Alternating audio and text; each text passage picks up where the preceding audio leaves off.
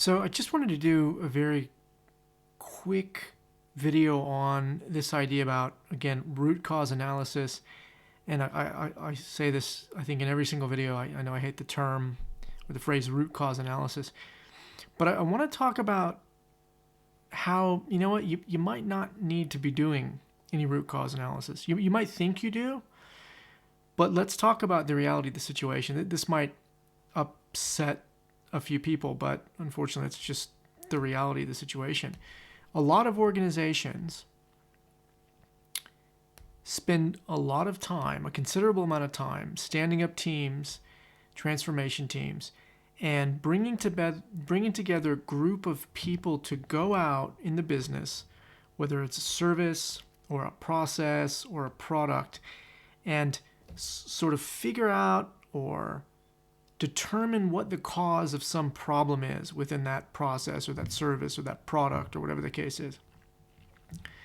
But the reality of the situation is that most of the time, I would argue most of the time, in most organizations, the managers who are asking folks to go out and do this work actually don't really want to make an improvement. They don't really care if you find, quote unquote, the root cause of the problem. They don't actually care about that. What they want, and this is just the sad truth of the situation, is most managers want a deck.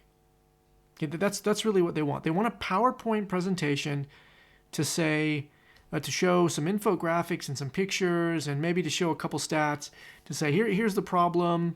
We found out that it's training.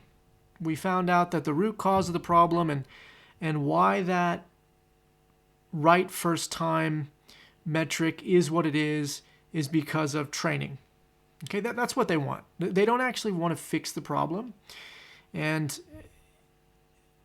you see this especially where, I'll pick on Lean Six Sigma for a second.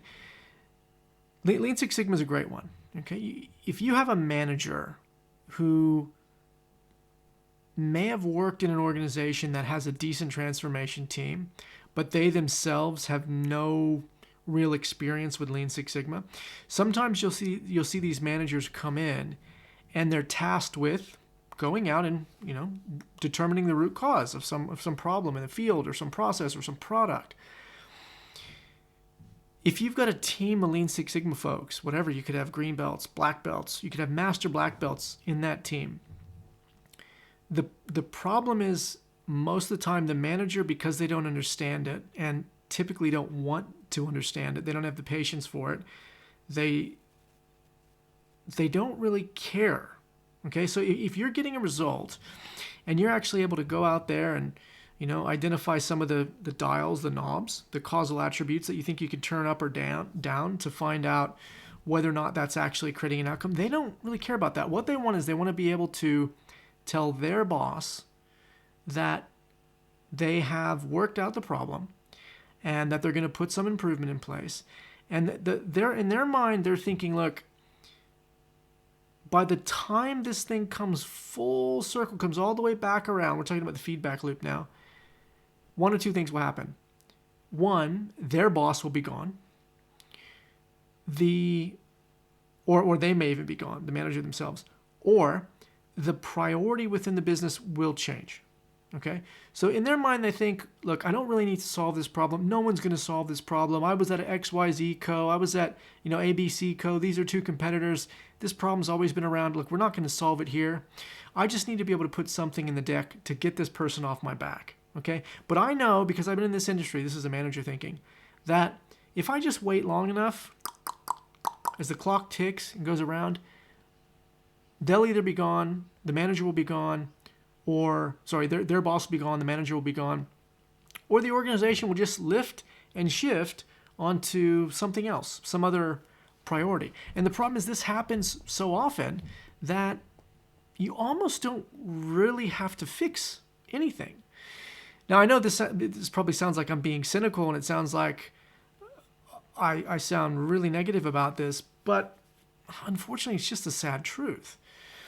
Now, I guess this takes us to the point of, well, does that mean that we shouldn't go out and discover the root cause of the problem and, or again, the causal structure and find out what's causing this?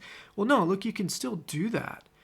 But the point I'm trying to make is that even if you came up with the answer and you had a good idea for what the solution would be to fix that problem or a hypothesis, you're probably not going to get the support. You're probably not going to get the funding you need anyway to go out and do that, to test that hypothesis, to build a low fidelity prototype, to make the changes to the existing product.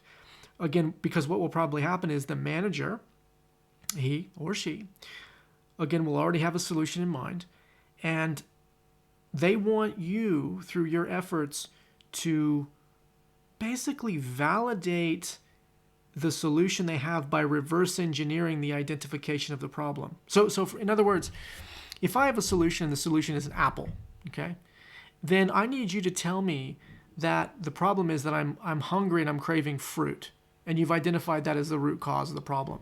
Well, we've got an apple, so if you eat that apple, problem solved, right? This is the typical scenario, and this is why so many people get hung up on the fact that they can't, whatever solution they come up with doesn't get across the line. They don't get all of the support they need for really kind of uncovering the full causal structure, if that makes sense. And it's why so many organizations don't ever actually make improvements. I mean, it's such a sad thing, but this is what happens all the time. So the next question to think about then is, okay, what is the actual purpose? What are we really trying to accomplish here? Now, again, I'm actually I'm saying this more for you as the viewer, so you can kind of have this in the back of your mind. Now, this isn't going to be every scenario that you're up against, but if this is the scenario that you're up against, so that you're armed with a better way to deal with this problem. So let's go back to the point about the solution is an apple, the solution is a pear, the solution is a carrot. Right now, I want you to find the problem. Okay. When we're sitting down and we're having these conversations with managers and we're thinking about, well, how do I create a picture to sort of get this person on the journey with me? Well, one of the things you can start to do is ask the question, what is it we're really trying to accomplish here? Because most managers, again, you have to understand kind of the environment that they're working in. They don't necessarily have the full picture of the broader organization. What is it that the organization needs to accomplish? So again, they're tasked with this problem about, well, we need to consume more apples in our department. They don't know why they need to consume more apples in their department. And frankly, they don't ask because they don't want to look silly in a meeting, putting their hand up and saying, wait, why do we want to eat more apples? Even though no one in the room knows about eating more apples or has any idea what the driver is for them eating more apples or what's going to happen when they do eat more apples, or the customer or whatever. So they're already stuck because they're already hamstrung and they're already on the back foot because they don't know why you're wanting to eat more apples, or the organization is wanting to eat more apples, or the customer's wanting to eat more apples. But what they need to do is they need to come up with a reason why we're not eating more apples. Okay, so forget the reason why. Just go and tell me what is the cause of us not eating enough apples. Okay, so what you can do is you can actually go back to this point about purpose and definition of purpose and getting clear on what it is you want to accomplish. You can softly try to interrogate with the manager that question about what is our purpose? Do you know why we want to eat more apples? And you can actually lead and say, listen, and it's okay if you don't know why, but do you know who I might want to talk to about why it is we want to eat more apples? Now, again, this gets us into an interesting space because a lot of managers, again, especially if they're dealing with some insecurities, if they think that your trail, your path, is going to take them to someone who's more senior than they are, again, they can't have that.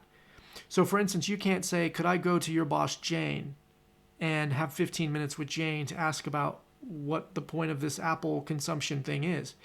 They won't have that because they're afraid it's going to cast a light back on them and highlight the fact that they don't understand what they're doing and that they've failed to pass that information of lack of understanding on to you, etc., etc. But it is something you can ask. You can say, is there someone that I can speak with that might be able to shed some more light on this? If you get some people that are at least kind of on the same level as them, but outside of their kind of direct line of reporting, they might be okay with that. And then at the same time, you might be able to come back to your manager and start that re-education process, saying, you know what, I didn't have any idea why it is that we're supposed to be consuming apples, but I worked it out because actually we own an orchard, okay? And it's really important that we sell these apples. So we want to understand why customers aren't consuming apples, because we have an orchard that's sitting over here, or a joint venture with an orchard. That's one way to do it. Another way to do it is you can go into the strategy, you can go into the strat pack, you can go through people within the strategy team or the marketing team, and you can just start to ask around and try to get the different pieces of the puzzle and lump those together. But the main point I want to make is that you need to have a pretty good understanding of what it is you're trying to do. Because most of the time, if this is the middle, right? If this is the top level problem, the top level effect, and there's a causal structure sitting down here, this point where you're at here is the point of sort of the manager and your conversation, right? It's what we call a symptomatic effect. So it's kind of sitting midway through this causal landscape diagram, okay? It's not quite a cause, and it's not quite an effect. It's a symptomatic effect of something else, okay? So just know that in your conversations with the manager, okay, that they're only ever going to get you part of the way there, and that there's going to be a lot of ambiguity in what they say, okay? So it's going to be really, really important for you then to drill down and sometimes to go up and to link that purpose statement from all the way up to the top here. What is it we're trying to accomplish? What's the top level effect? And then draw your line, delineate your line all the way down to the bottom where you have this core underlying structure of causal entities and interrelated causal attributes, okay? So anyway, I just thought I would drop this video because this came up actually in a conversation I had with someone last week. And I, you know, it's not something I think about all the time, but it is something that happens all the time in so many organizations. The manager doesn't know what's going on. They ask the team to go out and find the problem, the core problem. Meanwhile, they already have a solution, but again, they don't know what the purpose of the organization is. They're just asking you to solve this kind of mid-level problem. So you go out to do the root cause analysis. They don't care about the root cause analysis. What they care about is getting their solution in place, okay? And that's why the whole thing just doesn't work out very well. Okay, anyway, and again, sorry to pick on the Lean Six Sigma folks. It's just that Lean Six Sigma tends to be the popular go-to methodology for solving a lot of problems. And again, as you climb up the chain, you see fewer and fewer people that actually have any competence or experience or exposure to Lean Six Sigma. Anyway, look, I hope this helps. Again, this is more about the thinking process that kind of underpins what we do. Keep improving, keep driving on. And again, look, you're never alone. If you get stuck and you need help, reach out in the comments, email me, and we'll help you out. All right, see ya.